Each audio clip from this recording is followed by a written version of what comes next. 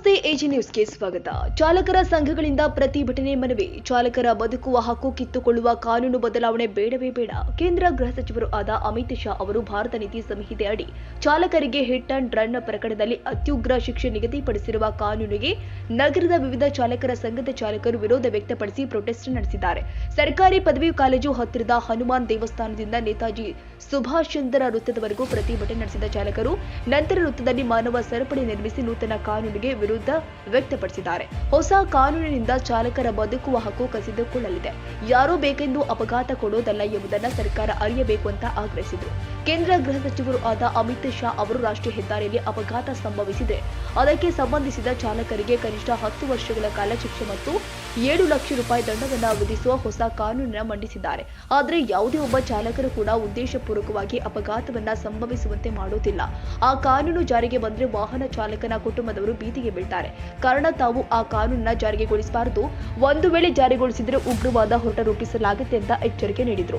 ಇನ್ನು ಪ್ರಮುಖ ಅಂಶಗಳು ಏನಪ್ಪಾ ಅಂದ್ರೆ ರಾಷ್ಟ್ರೀಯ ಹೆದ್ದಾರಿಯಲ್ಲಿ ಹೆಚ್ಚಾಗಿ ರೋಡ್ ಬ್ರೇಕರ್ಗಳನ್ನು ಅಳವಡಿಸಿರುವುದು ಇದಕ್ಕೆ ಕಾರಣ.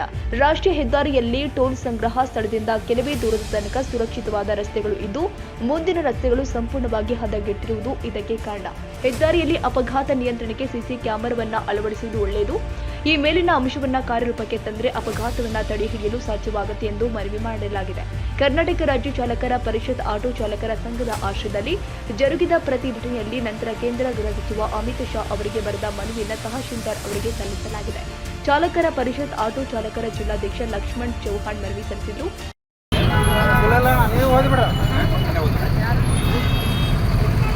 ಈ ಹಿಂದೆ ಕೇಂದ್ರ ಸರ್ಕಾರ ಏನಂತಂದ್ರೆ ಚಾಲಕರ ಸಂಘದ ಚಾಲಕರಿಗೆ ಒಂದು ಮತ್ತೆ ಯಾವ ಟ್ಯಾಕ್ಸಿ ಚಾಲಕರು ಮತ್ತು ಆಟೋ ಚಾಲಕರಿಗೆ ಏನಂತಂದ್ರೆ ಕೇಂದ್ರ ಗೃಹ ಸಚಿವರಾಗಿರ್ತಕ್ಕಂಥ ಅಮಿತ್ ಶಾ ಅವರು ಮಂಡನೆ ಮಾಡಿರ್ತಕ್ಕಂಥದ್ದು. ಇವತ್ತು ಟ್ಯಾಕ್ಸಿ ಚಾಲಕರು ಆಟೋ ಚಾಲಕರು ನಾವು ಯಾಕೆ ಹಿಂಗಿಲ್ಲ ಅಂತ ಖಂಡಿಸ್ತೀವಿ. ಯಾಕೆ ಹೇಳಕತ್ತೀವಿ ಅಂತಂದ್ರೆ ಇವತ್ತ ಅವರು ಸರ್ಕಾರದ ಲೋಪದೋಷಗಳನ್ನು ಅವ್ರು ಹೇಳ್ಕೊಂಡಿಲ್ಲ. ಇವರು ಲೋಪದೋಷಗಳು ಅವತ್ತಿನ ಏನದ ಅಪಘಾತ ಆದರೆ ಅವರಿಗೆ ಶಿಕ್ಷೆ ಮತ್ತು ದಂಡ ಅಂತಕ್ಕಂಥದ್ದು ಮಂಡನೆ ಮಾಡಿರ್ತಕ್ಕಂಥದ್ದು.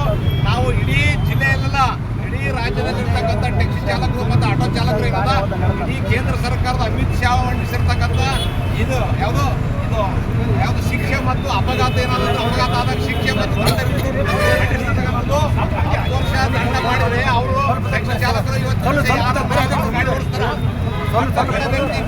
ಕಾರ್ಮಿಕರು ಅವ್ರು ಏನಾದ್ರು ನಿರಂತರ ಡ್ರೈವರ್ ಕೆಲಸ ಮಾಡೇ ಬರ್ತಕ್ಕಂಥ ಅಂತರಲ್ಲಿ ಆದ್ರೆ ಅವ್ರು ಬರ್ತಕ್ಕಂಥ ವ್ಯವಸ್ಥೆ ಆಗ್ತದ. ಹಂಗಾಗಿ ಅದು ಮಂಡಿರ್ತಕ್ಕಂಥ ಕೇಂದ್ರ ಸರ್ಕಾರ ಅಮಿತ್ ಶಾ ಅವರು ಕೇಂದ್ರ ಸರ್ಕಾರದಿಂದ ಚಾಲಕರ ಸಂಘದಿಂದ ಅದರಲ್ಲಿ ಕೇಂದ್ರ ಸರ್ಕಾರ ಸಾಕಷ್ಟು ಲೋಪದೋಷಗಳವ. ಎಲ್ಲಿ ಬಂದಲ್ಲೇ ಯಾವುದೋ ಅವತ್ತಿನ ಕಾಯ್ದೆ ಯಾವುದೋ ಹಬ್ಬುಗಳನ್ನು ನಿರ್ಮಾಣ ಮಾಡಿರ್ತಕ್ಕಂಥ ಗೊತ್ತಾಗಲಾರ್ದೆ ಅಂಥವು ಅಪಘಾತ ಆಗ್ತಕ್ಕಂಥ ಹೆಚ್ಚವ. ಅದರಲ್ಲಿ ಏನಾಗ್ತದ ಅಪಘಾತ ಸ್ಥಳಗಳನ್ನು ಸಿಸಿ ಕ್ಯಾಮ್ರಾ ಮಾಡಿ ಆಮೇಲೆ ಟೆಕ್ಸ್ಟ್ ಕಾಲ್ಗಳು ಇರ್ತಕ್ಕಂಥ ಅಕ್ಕಪಕ್ಕದಲ್ಲಿ ಮಾತ್ರ ರೋಡ್ ಚೆನ್ನಾಗವ. ಉಳಿದ ಕಡೆಗೆ ರೋಡ್ ಸರಿ ಇಲ್ಲ. ರೋಡ್ ಸರಿ ಇಲ್ಲಾರ್ದಕ್ಕೂ ಆಕ್ಸಿಡೆಂಟ್ ಆಗ್ತದವ. ಹಂಗಾಗಿ ಎಲ್ಲೆಲ್ಲಿ ಅಪಘಾತಗಳಾಗ್ತಾವ ಅಲ್ಲಿ ಸಿಸಿ ಕ್ಯಾಮ್ರಾ ಅಳವಡಿಸಿ ಅವ್ರನ್ನ ಸಂಪೂರ್ಣ ಯಾವ ಟೈಪ್ ಅಪಘಾತ ಐತಂತ ಕಂಡಿಡ್ಲಿಕ್ಕೆ ಅನ್ಕೊಂಡಪ್ಪ. ಯಾವ ಟೈಪ್ನಾಗ ಅಪಘಾತ ಅಂತಂತ ಗೊತ್ತಾಗಲ್ಲ. ಯಾವುದೇ ಚಾಲಕನ ಅಪಘಾತ ಆಗಬೇಕು, ನಾನು ಗಾಡಿನ ಪಲ್ಟಿ ಮಾಡಬೇಕು, ಅವ್ರು ಯಾರನ್ನ ಮೃತಪಡ್ತಾರಂತಕ್ಕಂಥ ಯಾರಿಗೆ ದೃಷ್ಟಿ ಇರೋದಿಲ್ಲ. ಹಂಗಾಗಿ ಕೇಂದ್ರ ಸರ್ಕಾರದಲ್ಲಿ ಮಂಡಿಸಿರ್ತಕ್ಕಂಥ ಕೇಂದ್ರ ಸರ್ಕಾರ ಗೃಹ ಸಚಿವರು ತಕ್ಷಣ ಇದನ್ನು ವಾಪಸ್ ತಗೋಬೇಕು. ನಾವು ಈಗ ಕೇಂದ್ರ ಸಚಿವರಾದ ಅಮಿತ್ ಶಾ ಅವರಿಗೆ ಇದು ಶಾಂಪಲ್ ನಾವು ಮನೆಗೆ ಕೊಡ್ತೀವಿ. ನೆಕ್ಸ್ಟ್ ಏನಂತ ಗಾಡಿಗಳೆಲ್ಲ ನಿಂದ್ರಿಸಿ ಉಗ್ರ ಹೋರಾಟ ಮಾಡಬೇಕಾದಂತಕ್ಕಂಥದ್ದು ಕೇಂದ್ರ ಸರ್ಕಾರಕ್ಕೆ ಒತ್ತಾಯ ಮಾಡ್ತೀವಿ ಮತ್ತು ಆಗ್ರಹಿಸಿದ್ವಿ. ಅಮಿತ್ ಶಾ ಅವರು ಇಲ್ಲ ಅಂತಂದ್ರೆ ಮುಂದಿನ ದಿವಸದಲ್ಲಿ ನಾವು ರಾಜೀನಾಮೆ ಕೊಡಬೇಕಾಗ್ತಕ್ಕಂಥದ್ದು ನನ್ನ ಅಭಿಪ್ರಾಯ. ಕೂಡ ನಾವೆಲ್ಲರೂ ಒಗ್ಗಟ್ಟಾಗಿ ಮುಂದಿನ ದಿವಸದಲ್ಲಿ ನಾವು ಒಂದು ದಿವಸನ ಗಾಡಿ ನಡೆಸಕ್ಕಲ್ಲ, ನಿರಂತರ ವಾಪಸ್ ತಗೋದವರೆಗೆ ನಾವು ಕಡ್ಡಾಕಡೆಯಾಗಿ ಗಾಡಿಗಳು ನಿಲ್ಲಿಸಿ ನಮ್ಗೆ ಎಷ್ಟೇ ತ್ರಾಸ ಆದರೂ ಕೂಡ ಇದು ವಾಪಸ್ ತರೋವರೆಗೆ ನಾವು ರೋಡ್ ಬಂದ್ ಮಾಡ್ತೀವಿ. ಯಾಕೆ ಹೈವೇ ಬಂದ್ ಮಾಡಬಾರ್ದಂತ ರೂಲ್ಸ್ ನಿಮ್ಮದಲ್ಲ. ನೀವು ಈ ಕೆಲಸ ಮಾಡಲಿಲ್ಲ ಅಂದ್ರೆ ನಾವೇ ಹೈವೇ ಬಂದ್ ಮಾಡಬೇಕು. ನೀವು ಮಾಡ್ತಕ್ಕಂಥ ನಿಮ್ಮ ಸರ್ಕಾರದ ಲೋಪದೋಷಗಳು ನಾವು ಕಟ್ರಿ ತೆರಿಗೆ ಒಟ್ಟಿನಲ್ಲಿ ಎಲ್ಲ ರೋಡ್ಗಳನ್ನು ಸರಿಯಾಗಿ ವ್ಯವಸ್ಥೆ ಮಾಡಿರಿ. ಆಮೇಲೆ ನಮಗೆ ಕೇಳ್ರಿ, ನಿಮ್ಮವೇ ಲೋಪದೋಷಗಳು ನಾವು ಎಲ್ಲೇನೋ ಕುಂತಿಗೆ ಆದೇಶ ಮಾಡ್ತೀವಿ ಅಂದ್ರೆ ತಪ್ಪಂತ ನಮ್ಮ ಅಭಿಪ್ರಾಯವನ್ನು ಸಂಗ್ರಹ ಮಾಡಿರಿ. ಎಲ್ಲೇನು ತಾಲೂಕು ಘಟಕವ, ಜಿಲ್ಲಾ ಘಟಕವ, ಅವರೆಲ್ಲ ಅಭಿಪ್ರಾಯ ಸಂಗ್ರಹ ಮಾಡಿರಿ. ಕೂತ್ಗೇಸಿ ನೀವು ಏನಾದ್ರು ಬಿಟ್ಟು ಅಲ್ಲಿ ಕೇಂದ್ರದಲ್ಲಿ ಕೂತ್ಗೇಸಿ ಅವರ ಜನ ಅಭಿಪ್ರಾಯ ಸಂಗ್ರಹ ಮಾಡದೆ ಆದೇಶ ಮಾಡೋದು ನಮ್ಮಲಿಂದ ನೀವಾಗಿರೋ ಹೊರತಾಗಿ ನಿಮ್ಮಲಿಂದ ನಾವಲ್ಲ. ನಾವು ಓಟ್ ಹಾಕಿದ್ರೆ ಸರ್ಕಾರ ಆಗ್ಯದ, ನೀವು ಹಾಕಿದ್ರಾಗಿಲ್ಲ. ನಮ್ಮ ಸರ್ಕಾರ ಆಗಬೇಕಾದ್ರೆ ಜನಸಾಮಾನ್ಯರ ಓಟ್ಲಿಂದ ಲೈನಿನಿಂದ ಹಾಕೋರು ನಾವು, ಫ್ಲೆಕ್ಸ್ ಕಟ್ಟೋರು ನಾವು, ದಿನನಿತ್ಯ ರೋಡಿಗೆ ಹಗಲ ರಾತ್ರಿ ದುಡಿಯೋರು ನಾವು. ಆದ್ರೆ ನಮ್ಮ ಅಭಿಪ್ರಾಯ ಸಂಗ್ರಹ ಮಾಡದೆ ಏಕಾಏಕಿ ನೀವು ಮಂಡನೆ ಮಾಡ್ತಕ್ಕಂಥದ್ದು ನಾವು ಖಂಡಿಸ್ತೀವಿ. ಆಟೋ ಚಾಲಕರು, ಟ್ಯಾಕ್ಸಿ ಚಾಲಕರು ಇವಾಗ ನಿರಂತರ ಏನದ ಇವತ್ತು ಟ್ಯಾಕ್ಸಿಯ ಚಾಲಕ ಮಾಡಿ ಇವತ್ತೇ ಉಪಜೀವನ ಮಾಡ್ತಾರೆ. ಅವ್ರಿಗೆ ಎಷ್ಟು ಬರ್ತದ, ಎಷ್ಟು ಕೊಡ್ತೀರಿ?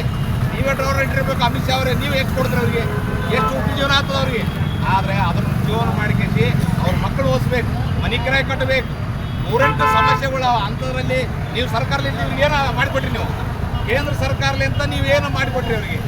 ಏನೇನು ಅವ್ರಿಗೆ ಒಂದು ಸ್ಕೀಮ್ ಮಾಡಿರಿ, ಇನ್ಸೂರೆನ್ಸ್ ಹೆಚ್ಚಿಗೆ ಮಾಡ್ಲಿಕ್ಕೆ ವ್ಯವಸ್ಥೆ ಮಾಡಿರಿ, ಅವ್ರಿಗೆ ಅಪಘಾತ ಆಗಲ್ಲಂತೆ ಜಾಗೃತಿ ಮೂಡಿಸ್ತಕ್ಕಂಥ ವ್ಯವಸ್ಥೆ ಮಾಡಿರಿ. ಸಾಕಷ್ಟು ಅಧಿಕಾರಿಗಳು ನಿಮ್ಮಲ್ಲೇ ಅದಾರ, ಅವ್ರು ಯಾಕೆ ಮಾಡಬಾರ್ದು? ಹಿಂಗೆ ಮಾಡಬಾರ್ದು, ಹಂಗೆ ಮಾಡ್ಬೋದು. ಅವ್ರ ಮಕ್ಕಳಿಗೆ ಶಿಕ್ಷಣದಲ್ಲಿ ಉಚಿತ ಮಾಡಿರಿ. ಅಂಥ ಕೆಲಸ ಮಾಡಿ ಕೇಸ್ ನೀವು ಅಭಿವೃದ್ಧಿ ಮಾಡಬೇಕು ಹೊರತಾಗಿ ನಮ್ಮನ್ನು ಬಡದ ಕೇಸ್ ನೀವು ಅಭಿವೃದ್ಧಿ ಆದ್ರೆ ಅಂದ್ರೆ ಸಾಧ್ಯನಿಲ್ಲ. ನಾವು ಖಂಡಿಸ್ತೀವಿ. ಮುಂದಿನ ದಿವಸದಲ್ಲಿ ನಾವು ಇದು ಮೊನ್ನೆ ಉಪತಹಸೀಲ್ದಾರ್ ಅವ್ರು ಬಂದಿದ್ದಾರೆ, ನಾವು ಮನವಿ ಕೊಡ್ತೀವಿ. ಇದು ಶಾಂಪೂಲ್ ಕೇಂದ್ರ ಸರ್ಕಾರಕ್ಕೆ ಇದು ಎಚ್ಚರಿಕೆ ಗಂಟಿ. ಇದನ್ನ ಆಗಲಿಲ್ಲ ಅಂದ್ರೆ ಮುಂದಿನ ದಿವಸ ನಾವು ಉಪಸ್ಥಿತರು ಬರೋಲ್ಲ. ನಾವು ರೋಡ್ ಬಂದ್ ಮಾಡಿ ಕೇಸಿ ನಾವು ಜೈಲಿಗೆ ಹೋಗ್ಲಿಕ್ಕೆ ನಡೀತೀವಿ. ಜೈಲು ಬರೋ ಕಾರ್ಯಕ್ರಮ ಆದ್ರೆ ಬರೋಲ್ಲ. ಮನೆ ಹೊರಗಿದ್ದು ಏನು ಮಾಡೋಣ? ನಾವು ಗಾಡಿ ನಡೆಸಿಲ್ಲ ಅಂದ್ರೆ ಜೈಲಿಗೆ ಊಟ ಮಾಡ್ತಕ್ಕಂಥ ವ್ಯವಸ್ಥೆ ಮಾಡ್ತೀವಿ. ಮುಂದಿನ ದಿವಸ ನೀವು ಚುನಾವಣೆ ಪ್ರಚಾರಕ್ಕೆ ಬಂದಾಗ ನಿಮ್ಮ ಗಾಡಿ ಕಲ್ಲಿಸ್ತಕ್ಕಂಥ ಕೆಲಸ ನಾವು ಮಾಡ್ಬೇಕಂತಕ್ಕಂಥದ್ದು ಎಚ್ಚರಿಕೆ ನೀಡ್ತೀವಿ. ಈ ಸಂದರ್ಭದಲ್ಲಿ ಶಿವಶರಣಪ್ಪ ಕುಂಬಾರ, ಹಣಮಯ್ಯ ಕಲಾಲ್, ಸಾಂಬಯ್ಯ ತಾಂಡೂರ್ಕರ್, ಈಶ್ವರ್ ನಾಯ್ಕ, ಮರುಗಪ್ಪ ನಾಯ್ಕ, ಹನುಮಂತ ನಾಯ್ಕ, ಮಹೇಶ್ ನಾಟೇಕರ್, ಆಶಪ್ಪ ನಾಯ್ಕ, ಹನುಮಂತ ಬಬಲಾದಿ, ಈರಪ್ಪ ಚೌಹಾಣ್, ಮೌನೇಶ್ ಬಡಿವಾಳ, ಅಂಬೋಜಿರಾವ್ ಮಲ್ಲಯ್ಯ, ಮೊಷ್ಟೂರು. ಇದೇ ವೇಳೆ ಗಿರ್ನಾಡು ಚಾಲಕರ ಸಂಘದ ಅಧ್ಯಕ್ಷ ಬಸವರಾಜ್ ಇಟಗಿ, ಗೌರವಾಧ್ಯಕ್ಷ ಉಮೇಶ್ ಕೆ ಮುದ್ದಾಳ್ ಸಹ ಮನವಿ ಸಲ್ಲಿಸಿದರು. ಈ ಸಂದರ್ಭದಲ್ಲಿ ಶರಣು ನಾರಾಯಣಪೇಟೆ, ಸಾಬಯ್ಯ ಗುತ್ತೇದಾರ್ ಸೇರಿದಂತೆ ಮತ್ತಿತರರು ಭಾಗಿಯಾಗಿದ್ದರು. Nizamuddin, Yadgiri, AJ news. ತಾಜಾ ಸುದ್ದಿಗಾಗಿ ಎಜೆ ನ್ಯೂಸ್ 24x7ಗೆ ಸಬ್ಸ್ಕ್ರೈಬ್ ಮಾಡಿ ಮತ್ತು ಬೆಲ್ ಐಕಾನ್ ಒತ್ತಿ ತಪ್ಪದೇ ಲಿಂಕ್ ಶೇರ್ ಮಾಡಿ.